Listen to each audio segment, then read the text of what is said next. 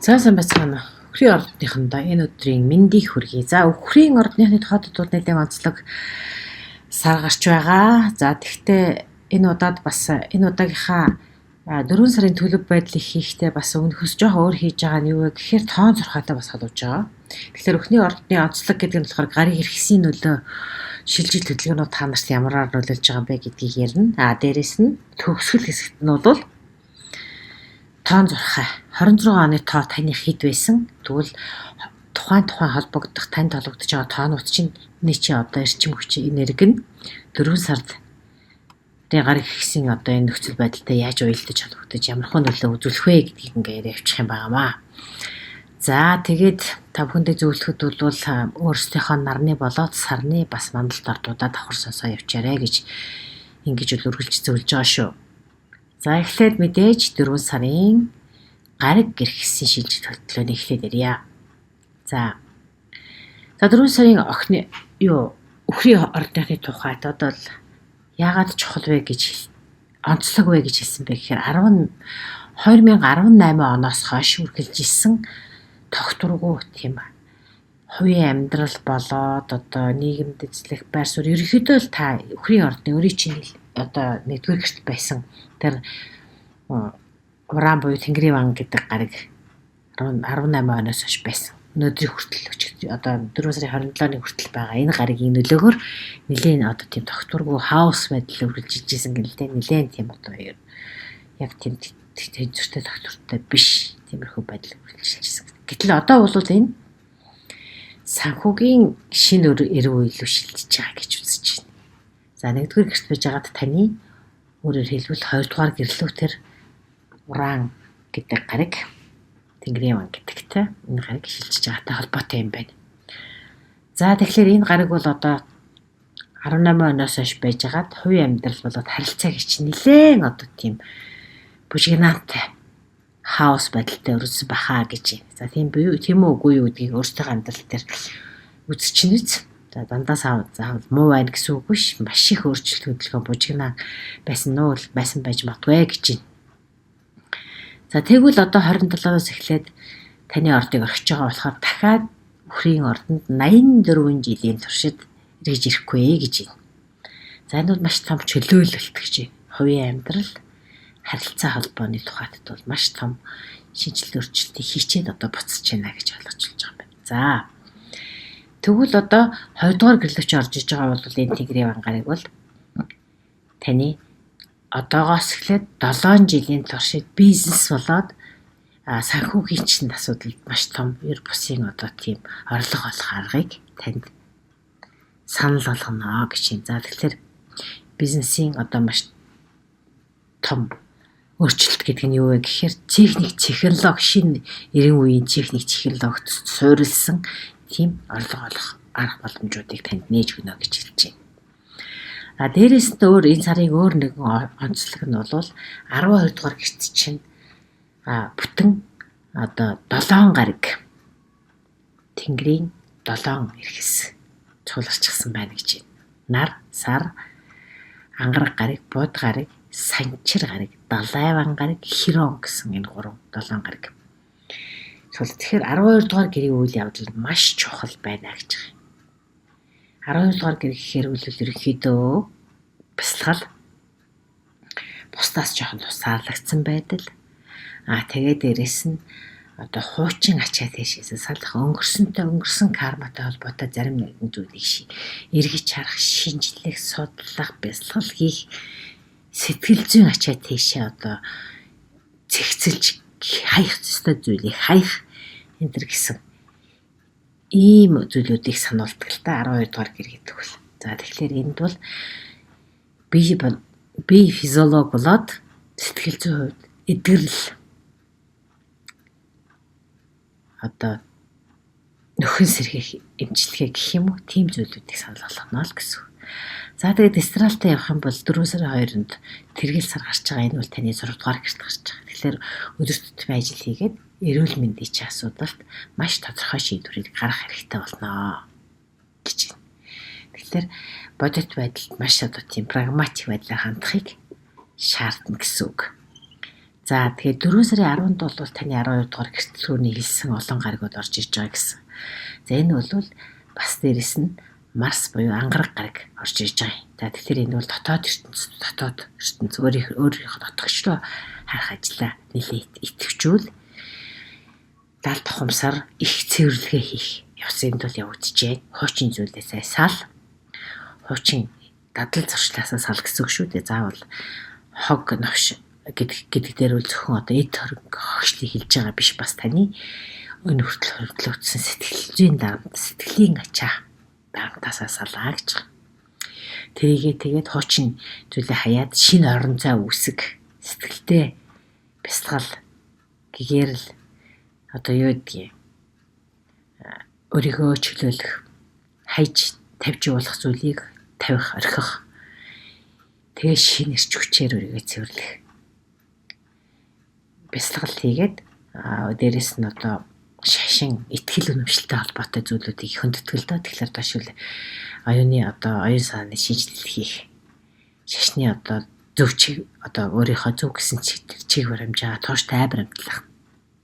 Эсвэл таныг сэтгэл зүйн хувьд ангаах, удирдах, оюуны удирдагч, тэр ангаагч, тэр зарим нэгэн тийм чиглүүлэгч тэр хүмүүсийг олох, тэртэйгээ уулзрах гэсэн ийм зүйл олон асуудлыг хөндөтгөлдөө. За сэтгэл зүйн амар амгалан байдал бат бөх байр суурийг одоо бат бэх тэр суурийг олж авах ийм чухал үе гэсэн байна. За 17-нд шинэ сар дахиад таны 12 дугаар гэрт гарч байгаа. Дээр бүх үйл явдлыг шинэ сарны хүч нөлөөгөөр дахин идэвхжүүлнэ л гэсэн. За 4 сарын 21-нд бол над таны ордод шилжиж байгаа. Хоньны ордоос өхрийн орд руу шилжиж байгаа. Тэгэхээр таны үл нэгдүгээр гэрт орж иж байгаа учраас таны эрч хүч сэргэн гадаад өнгөт үзэмж чинь одоо жишээл олны анхааралд орж ирнэ. Анхаарлын төвд орж ирнэ. Та бол ялцаж бусдад илүү одоо өөрийгөө таниулах ийм боломж олдно л гэсэн. За 27-нд бол одоо түрүүний хэлсэн уран Тэнгэрийн ван гараг таны санхүүгийн гэрт орж иж байгаа. 2 дугаар хөлтөж орж иж байгаа. За тэгэхээр өөрийн бизнесийг эхлүүлэх гэж түрүү хэлчихсэн тийм ээ. За тэгээд шинэ сэргийг тийм технологиор мөнгө одоо олох тийм аргыг суралцнаа гэж байгаа. За энэ бол зөвхөн одоо 4 сарын 27-нд эхлээд л дуусчих биш. Бүтэн 7 жилийн туршид энэ өөрчлөлтийн процесс өрнө гэдэг ингээд ойлгож байна. За тэгэхээр энэ бол өөрчлөлтийн чухал үе юм байна. За энэ хүрээд бол гариг эрхсийн өөрчлөлтийг өндөрлөе. Дараагийн хэсэг бол мэдээж тоон зурхайг ярих юм аа. За тэгэхээр 26 оны тоо гэдгийг бол та бүхэн гал морин жилийн тоон зурхай гэдгийгээс харж хараа гэж түрүү хэлсэн тийм ээ. За тэгэхээр хэрвээ таны тоо 26 оны чинь тоо 1 5 8 гэж байгаа бол энэ бол 4 сарын хувьд таны хувьд санхүүгийн эрх чөлөөнд хүрэх эхлэлийг тавих, шинэ бизнесээ эхлүүлэх юм ээ гэж ойлгож байна. За санхүү хувьд үнэхээр энэ 4 сар бол танд эргэлт авчирнаа гэсэн байна. За 27 оны уран буюу Тэнгэрийн ван гарагийн шилжилт бол танд бол гинтээ ашиг олох, өөрийнхөө бизнесээ эхлүүлэх тийм цод санааг танд гинт одоо авчирч магадгүй гэж байна. За 21-нд бол нар таны ордод орж ирснээр манлайлах чадвар чинь сэргэнэ. Нэгийн тоотой хүмүүс ялангуяа те 1 5 8 гэрж байгаа штэ. За олны анхаарлын төвд орж ирнэ. Тийм учраас альва бизнесийн санаа болоод альва манлайлах тэр үйлстэй бол та одоо зоригтой алхам хийх цаг ирж байна гэж ингэж хэлж болох юм байна. За дараагийн тоонууд бол 2 4 6. За 2 4 гэдэг бол 2 4 6 гэдэг бол дотоод амар амгалан тэнцвэрт байдал бэлтгэл үе гэж тэнцвэрт доктортой байдлыг одоо бэхжүүлэх тийм бэлтгэл үе гэж. За тэгэхээр 2 4 6-гийн тоотой өхрүүд бол 4 сарын 2-ны тэргэл сарын үеэр бол болоод 12 дугаар гэрт цугларсан 7 гаргийн нөлөө бол хүчтэй мэдэрнэ гэж. За тэгэхээр энэ үе төвчтэй байж шүү. Санхүүгийн амраа тэгээд дээрс насар хурд удаан хадгалах, амрах, эдгэрэл тайтгарлыг мэдрэх тийм бэлтгэл үе шат гэж байна. Тэгэхээр бол энэ бүхэнд анхаарал цаг зав зориулнаа л гэсэн үг. Жишээлбэл бясалгал хийх, дадлаг зуршлаа өөрчлөх, санхүүгийн сэтгэл зүйн жишээлбэл илааршил, эдгэрлийг мэдрэх ийм үе гэж байна. За гэр бүлийн хүрээнд бол сугар гаргийн нөлөөгөөр 25-нд таны эхлэх сугар гаргийн нөлөөгөөр бол гэр бүлийн уур амьсгал маш дулаан, тайван амгалан, ирээдүйд хийх нүүдэл шилжилтийнхаа талаар бодох, төлөвлөх, дотооддоо бэлдэх ийм үе гэж. Дотооддоо гэхээр 12 дугаар гэр гэж түрүүн бас нэг ярьсан шүү дээ. За тэр утгаараач гэсэн өөрөө сэтгэл зүйн хувьд дотооддоо нууцлах байдлаар бэлдэх хэрэгтэй үе гэж. За магадгүй зарим нь бол гэртээ засвар хийх, ах уй асуудлаас цэгцэлж тогтвортой байдлыг бий болгоход, тав тухтай орчныг бий болгоход маш таатай үе гэсэн байна. 2, 4, 6. За дараагийнх нь бол 3, 7, 9 гэсэн тоо 26 онд тохиож байгаа бол та зөн сонгоо сайн сонс.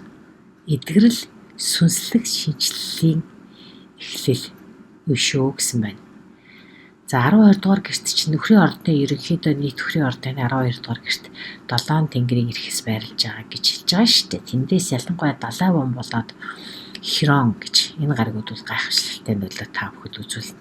7, 9, 3 гэсэн татаа хүмүүс. За эдгээр хүмүүсийн тухайтад бол өнгөрсөн 7-8 жилийн туршид сэтгэл зүйн тийм ачаа дарамт байсан бол тэрнээсээ бүр өссөн салаа. Санхүүгийн бишээ сэтгэл санааны тийм их цэвэрлэг хийх үе гэж хэлээд байгаа юм байна. Бясалгал хийх, нөхөн сэргээ хэмжилгээнд явах, гадаад руу эсвэл аялах, гадаад бусдаас тусгаарлагдсан байдалтай жишээлбэл жоохон өөрийгөө илааршуулах, эдгэх, холоос зайнаас ажиллах ийм боломжууд бол бас гарч магадгүй гэж. За энэ үед бол зүйн совь маш хурц байна. Зүудэндээ анхаараарай. Дотоод мэдрэмжээ сонсоорой, зүрх сэтгэлээ сонсоорой гэсэн иймэрхүү сануулга тохионуудыг өгж байгаа юм байна. Сарын төгсгөлд бол та нэлээд энэ бүхнийг дадал зуршлаа өөрчлөх, сэтгэл зүйн ачаанаас салах гэдэг тэр зүйлдээ нэлээд анхаарч ажилласан бол та өөртөө сэтгэл хангалуун үлдэх болно гэсэн байна. За тэгээд ерөнхий бүх өхрөөдөд бол 19-ноос 4 сая 19-ноос өмнө ангараг гараг таны 12 дугаар гэрт байж байгаа энэ хугацаанд бол та өөрийгөө цэнэглэхэд маш сайн үе шүү гэж. Дотооддоо анхаарах, дуу хоолойгоо сонсох, зүй зүүнгоо сонсох, хуучин дадал зуршлаа орхих энэ гэсэн. Тэгээд өөрөө амралт, ретрит хийхдээ энэ зүйлээс хуучныхаасаа салах их сайн үе гэж. За тэгээд 21-ээс бол мэдээж таны өхрийн орд эхэлж байгаа учраас өч хүч нь илүү идэвхжиж эхэлнэ. За тэгээд дээрэс нь тэнгэрийн ваа буюу ураан гарагийн нөлөөгөөр бол амьдралын цоо шинээр үе илүү эрхчлөөтэй, илүү санхүүгийн эрхчлөг мэдрэх, тэр зүг рүү тэмүүлэх, тэр үзүүлэлтийн эхлэлийг тавих 7 жилийн чинь эхлэл тавигдчихжээ шүү гэж байна.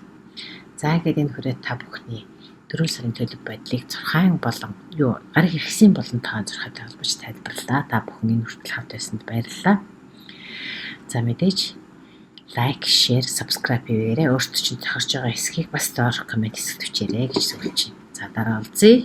Баярлалаа.